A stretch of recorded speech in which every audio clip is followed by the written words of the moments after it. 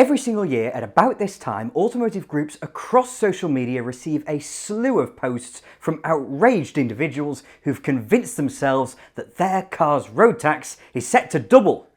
Now, of course, that's not quite true. But as this sentiment is again running rife, even on low-quality news pages, I thought it would be best to put all this to bed and explain how the rates are calculated and how they're adjusted.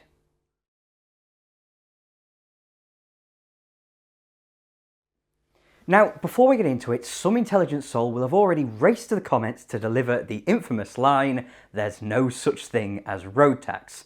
And they'd be right. The road fund hasn't existed at all since 1955, and road tax has not been ring-fenced for the building and maintenance of the roads since 1937. What we pay today is actually vehicle excise duty, or VED, but everybody calls it road tax, so get off the horse. Weary sarcasm aside, it does seem to me that a lot of people get some sort of kick out of feeling outraged, and many are entirely unwilling to be corrected. It's almost as if they want to be trampled on, which does explain a lot. Anyway, I promised an end to the sarcasm, and for our purpose here today, in discussing cars specifically, there are 4 different systems of vehicle excise duty in force, and which one matters to you depends on when your car was first registered. Working chronologically, and here in Britain, cars can be registered as historic vehicles the April after they reach 40 years of age. My Mini, for example, became historic last year, as it was registered on the 1st of August 1984. So in April 2025, I tootled off to the post office, re-registered it, and now don't have to pay any tax. It's exempt. After that rolling exemption, however, cars are liable to pay. And the second system lasts from then, currently the 1st of April 1985, until the 28th of February 2001. And these cars are taxed based simply on their engine displacement. They're arranged into one of 2 categories, up to 1549cc and from 1550cc, the latter paying a higher rate. Currently, these are £220 for the smaller engine cars and £360 for larger engine cars. From the 1st of March 2001, however, the government began incentivising the use of more efficient and less polluting cars. From this date, every car has featured a carbon dioxide emissions figure in its V5C registration document, and this, measured in grams per kilometre, is used to calculate the tax. Up until the 22nd of March 2006, they're organised into bands A through K, the former for cars pumping out up to 100 grams per kilometre, and the latter for cars from 201 grams per kilometre upwards. Within those limits, it's a sliding scale, but currently a band A car costs 20 quid a year, while a band K car, like my BMW, costs £430 a year. From the 23rd of March 2006 up to the 31st of March 2017, that system remained in place, but 2 extra bands, L and M, were added to the end. The latter for cars producing over 255 grams per kilometre, which charges 760 quid a year. Now, this system made a lot of sense from a few different perspectives. First, it incentivised the use of smaller, more efficient cars by slashing through what they'd have previously paid. For some cars, you want to make sure that you buy one from after 2001, because the tax is much lower. But simultaneously, there are cars people need with rates that are really rather expensive, at least from a British perspective. To some of you watching from overseas, these could either sound ridiculously high or ludicrously low, depending on where you're from. But in reality, the whole system was fundamentally flawed.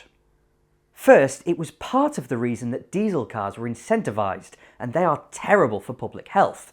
And grams per kilometre of carbon dioxide isn't a brilliant way of expressing what's actually harmful. Now, Britain is by no means alone in using a measure like this, but as engines became more efficient, by the mid-2010s there was a huge number of cars in Band A, paying a very small amount of tax, and the Exchequer couldn't be having that. From the 1st of April 2017, therefore, a new tax system came into force which penalised the first owner rather than the second or third by front-loading the price. The band system effectively remained in place, though now sorted differently. So when a car is first registered, a zero-emissions car will pay a tenner, while a car producing over 255 grams per kilometre of CO2 pays £5,490. For the following 5 years, however, those figures fall to one of two flat rates, depending on the car's list price when new.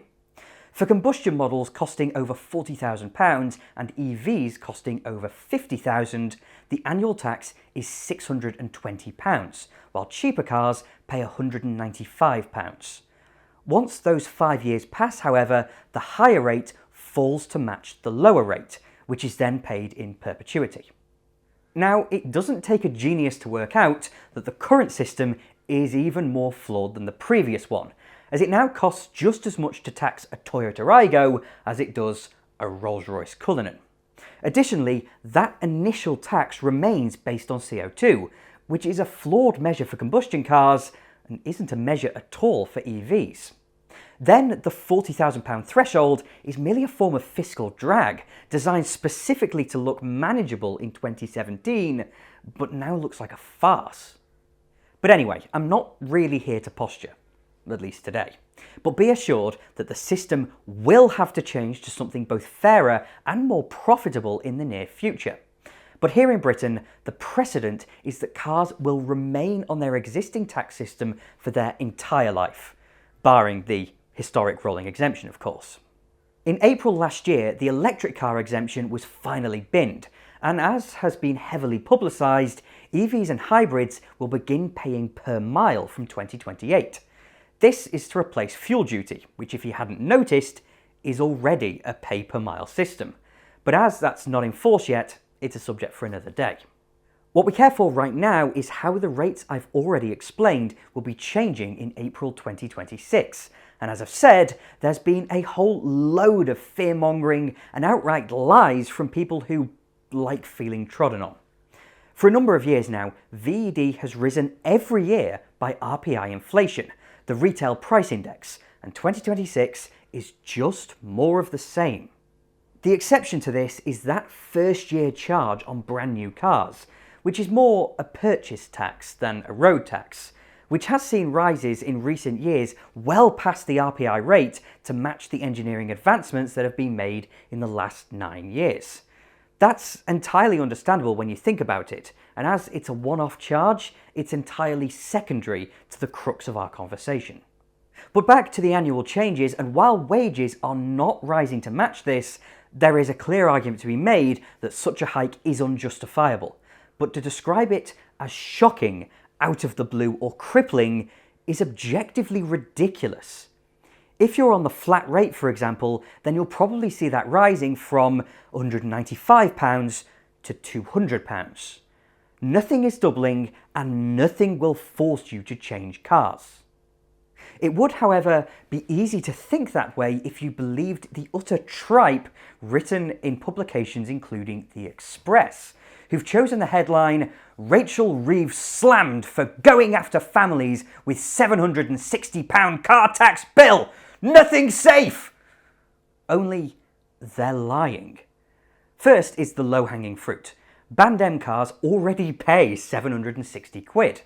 Further down the article, however, their car's reporter, Luke Chillingsworth, appears to somewhat correct himself, writing that models registered between 2001 and 2017 pay fees based solely on vehicle emissions, with those emitting over 255 grams per kilometre set to pay £790 per year. Now, that 30 quid increase is highly likely to happen. We won't know the exact number until the spring statement on the 3rd of March, which you'll have all seen by now, but as of recording, it's not the 3rd of March yet. But as I've said, it was announced in the autumn budget to be RPI inflation. Further to this, the increase is merely a continuation of what many chancellors before have also done. Rachel Reeves is sticking with the increases previously made by the likes of Jeremy Hunt and Rishi Sunak. Birmingham Live, however, are not even attempting to hide their political bias, describing the top rate in the post-2017 system as a war on motorists under the Labour Party government once again, helpfully ignoring the fact that such a system was designed when Theresa May was Prime Minister and Philip Hammond was Chancellor. Oh, and as if by magic, the same article is on Bristol Live. It's almost as if they're a slop factory, regurgitating articles with a local twist to appear somewhat relatable. Are you local? This is a local shop for local people. There's nothing for you here. The Daily Record are being even weirder with their headlines, telling us that a car tax change to hit older drivers in coming months as prices increase. This article revolves around the fact that Britain's oldest motorists will be expected to pay the same fees as any other driver in the UK. As if that's somehow unfair? Or that there's some mystical exemption we've never heard about before today that's suddenly coming to an end? And when you look at that, it's our old friend Luke Chillingsworth. Beautiful. But the Express are not only being purposefully obtuse, they're also actively lying. Those registered from 2001 to 2006 will not see that kind of tax rate, as bands L and M do not exist for those cars. They have not been announced as being carried over to older cars.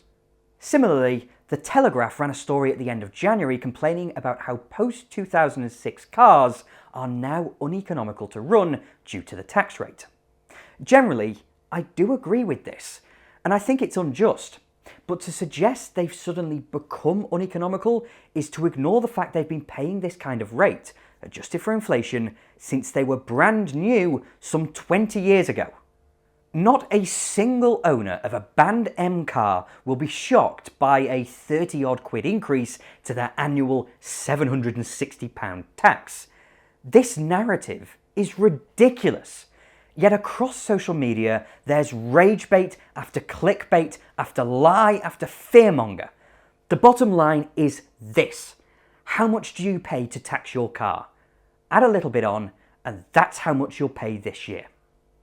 If you are like me, however, and you think that the current tax rates on older cars are socially, economically, and environmentally unwise, then there is currently a petition going round. Its aim is to halve the rates for cars between 20 and 39 years old, and while it's appallingly unlikely to go anywhere, I'll put a link in the description. If you don't want to sign it, then don't. I'm not your dad. I do, however, have a bit of a trick to help you save some money. Paying monthly costs more than paying annually, so cancel your current arrangement and pay it in one lump on the 31st of March. That way, you'll save a little and effectively remain on the old rates for a year, deferring the increase until the 31st of March next year. So there you go. Stop panicking, turn your brain on and do a little bit of research, because people have a tendency to lie in favour of their own interests. For now, thank you very much for watching. If you enjoyed the video, then please do click like and subscribe to TwinCam as well. I'm forever indebted to my wonderful Patreon supporters, so if you'd like to support me that way, then please do follow the link in the description. And I'll have more videos coming along soon.